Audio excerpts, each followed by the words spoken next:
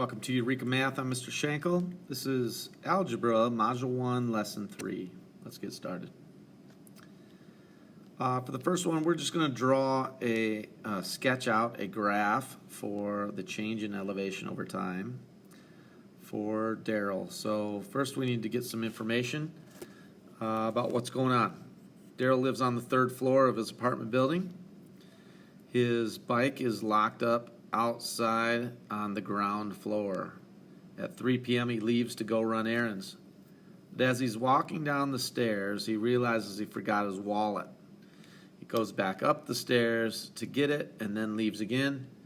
As he tries to unlock his bike, he realizes that he forgot his keys. One last time, he goes back up the stairs to get his keys.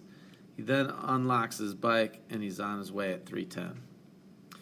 Okay, so I see that all of this happens between 3 o'clock and 3:10. So on our x-axis, the time interval is going to be a total of 10 minutes. So I'm going to create my my graph by making my x-axis time in minutes. And I want that to start at 0 where my y-axis is. Start at 0. And I want that to eventually be 10 minutes. So down here would be a 10. Halfway would be 5 minutes. And then 1, 2, 3, 4, 5, 6, 7, 8, 9, 10. All right, and so there's my x-axis, that's taken care of. On my y-axis, we're talking about elevation. So elevation, and he is in an apartment building, so that's probably going to be in feet, would be a good thing to measure the elevation in. And if he's on the ground floor with his bike, that's going to be 0, so that's down here at the bottom. But when he's at the third floor, well, the second floor would be 10 feet above, and the third floor would be about 20 feet above. So I'm going to end at 20. That'll be when he's on the third floor. So if I go 20 and then halfway would be 10, and then 0, and then I could put a couple of more in here, and we can find what we're looking for. All right, there's our elevation. That's the y-axis. And that's our dependent variable. The elevation depends on time, or the time will determine the elevation. So we're good here. We've got a nice setup. Now we just need to split this up, our 10 minutes. So it kind of leaves it up to us, right? It doesn't tell us how long it takes before he heads back upstairs, but he is leaving his apartment on the third floor. So we're going to start here. When x is 0, or the time, he is at 20 feet above the ground. All right, so he leaves to go run errands, but as he's walking down the stairs, he realizes he forgot his wallet. Well, I'm guessing that's no more than a minute that would happen in, and you know, maybe he gets halfway down and realizes it. Maybe he's almost all the way down. We really don't know. So I'm going to say at a minute's time, he's down the stairs and back up to his apartment, which would be here. But in between that time, he goes down a certain number of feet. Could be anything, really, and then back up. So we have, if we assume that he's traveling at a constant speed, then we have straight lines. And that's the first part of our graph. Maybe it takes him longer than a minute, but a minute.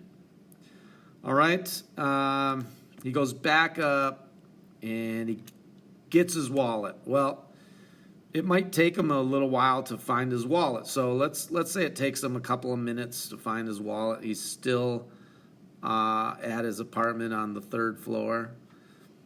So that would be up here somewhere.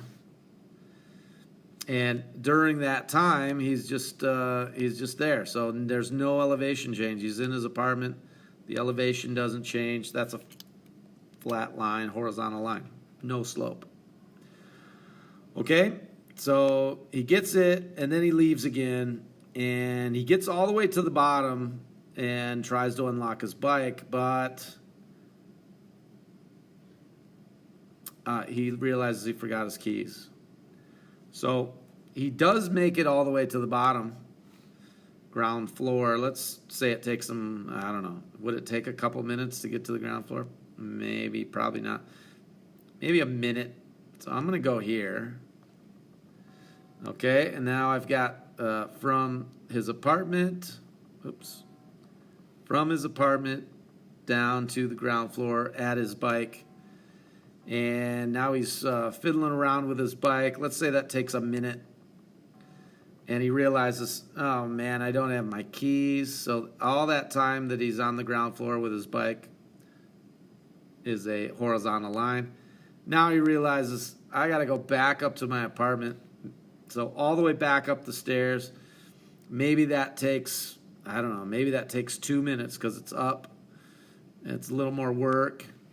So he goes slower maybe, right? So from the ground floor where his bike is back up to his apartment. Now he's on the 3rd floor again. And then he's got to look around for his keys. So maybe that takes a couple of minutes to get the keys. So maybe that's there.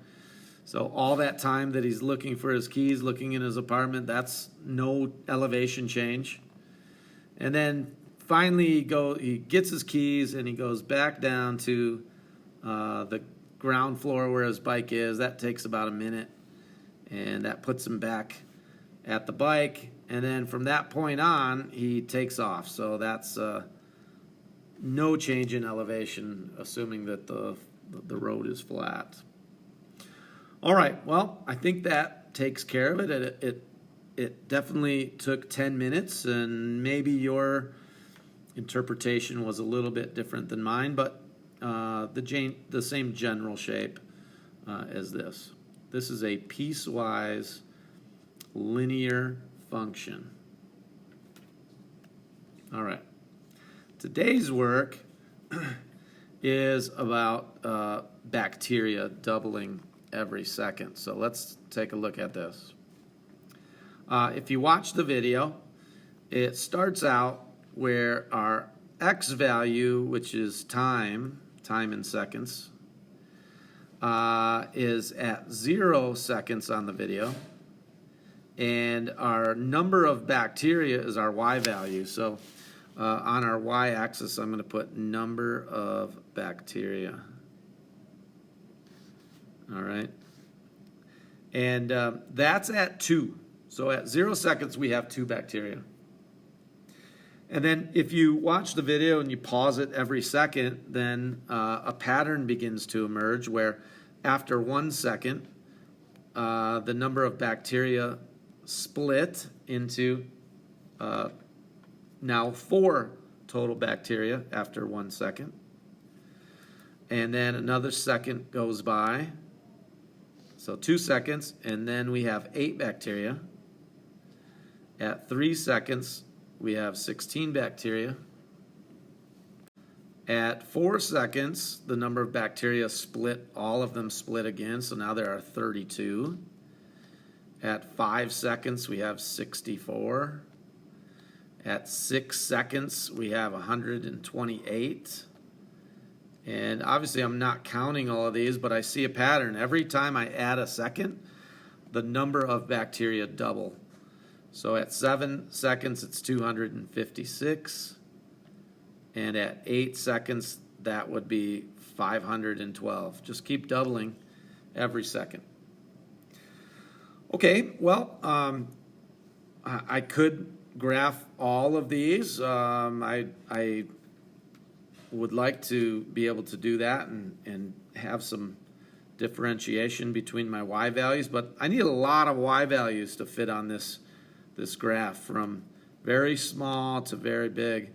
So what I'm going to graph is the first 4 seconds here. So I'm going to graph that first 4 seconds. And when we do that, that means that my y value has to reach a total of 32. So my biggest y value is a 32. And I need that to fit on my y-axis. So I'm going to count the number of spaces I have on my y-axis. That's 1, 2, 3, 4, 5, 6, 7, 8, 9, 10. So 10 equal pieces. 32 divided by 10 is a 3.2. Well, I don't want to count by 3.2, so I'm going to round up and maybe count by 4s. Maybe that's a little easier. So every line is going to be worth 4. That's 4, 8, 12, 16, 20, 24, 28, 32, 36, 40 would be my next one. All right, so I know those are, that interval is changing by 4, and now I can plot my points. So let's do that and see what the graph would look like. At 0 seconds, there are 2 bacteria, so that's halfway between 0 and 4. At 1 second, there are 4 bacteria. At 2 seconds, there are 8. At 3 seconds, there are 16. So that's there. At 4 seconds, there are 32. And that one is going to be there. All right? So if I connect those, you can see the curve of this exponential function. All right? That's the video. How many bacteria there are every second on the video, which obviously is time lapse. Bacteria don't actually multiply that quickly. It takes about 20 minutes for one bacteria to split into 2. So let's take a look at what would happen if we changed our x-axis to minutes. All right, if we're looking now at the number of minutes, well, my x value is going to change a little bit because I know that at 1 second, that actually is 20 minutes. So my 1 second turns into 20 minutes. And then I can plot that. 20 minutes would be here, and there are 2 bacteria, so about halfway between the 0 and the 4. And then at 2 seconds, that's actually 2 times 20, which would be 40 minutes in real time.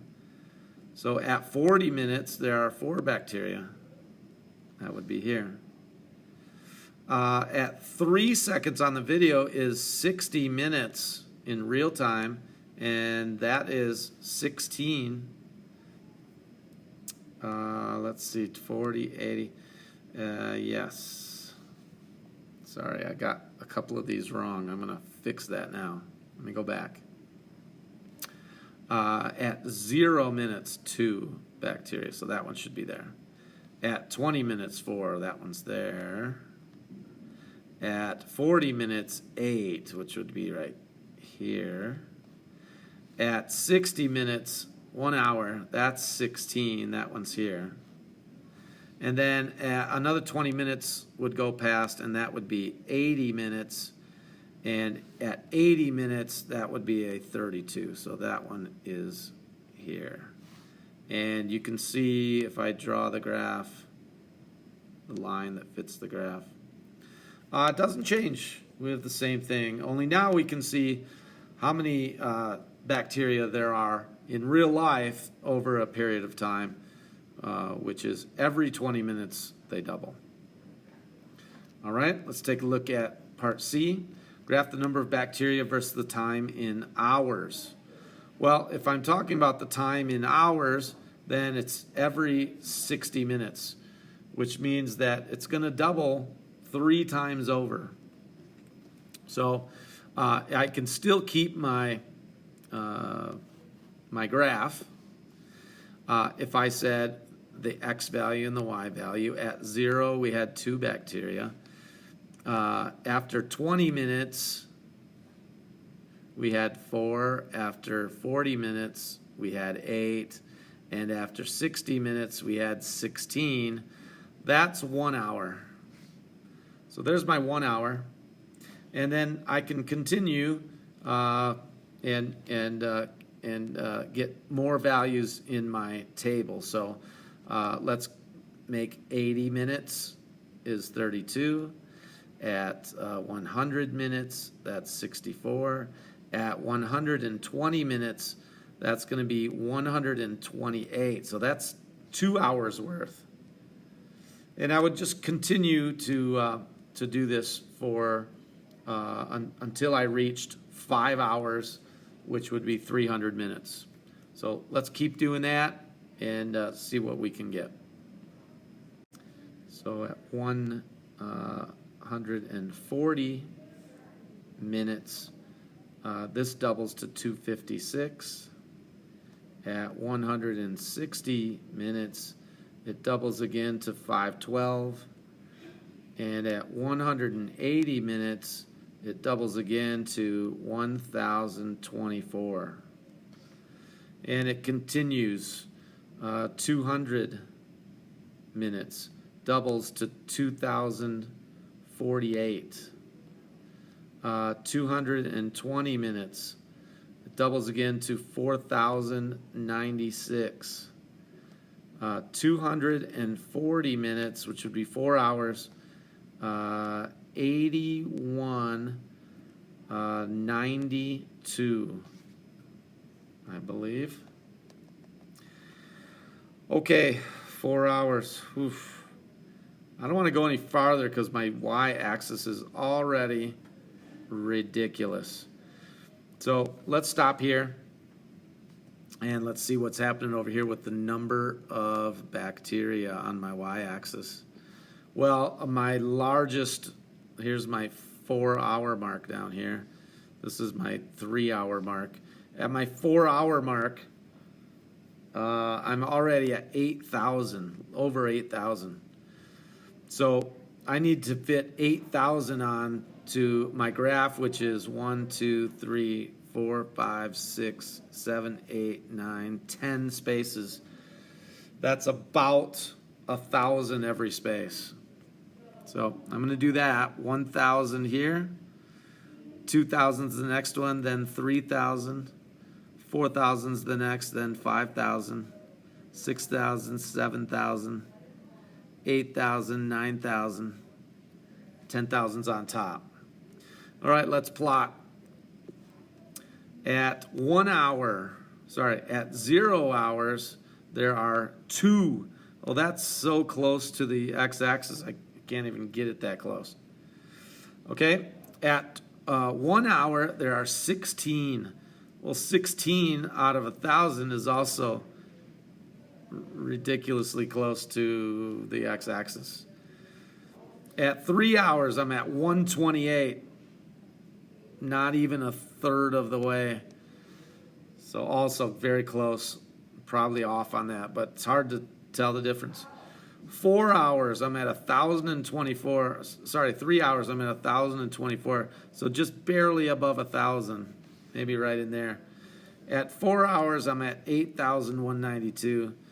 Well, that 8,192 is going to be just barely above the 8,000. And look how quickly we jump up.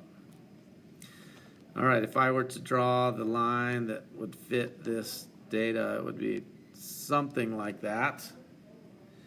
And that would be our time versus bacteria graph for hours.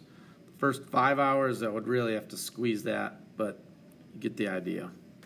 All right, that is lesson 3. Hope that helps. See you again next time.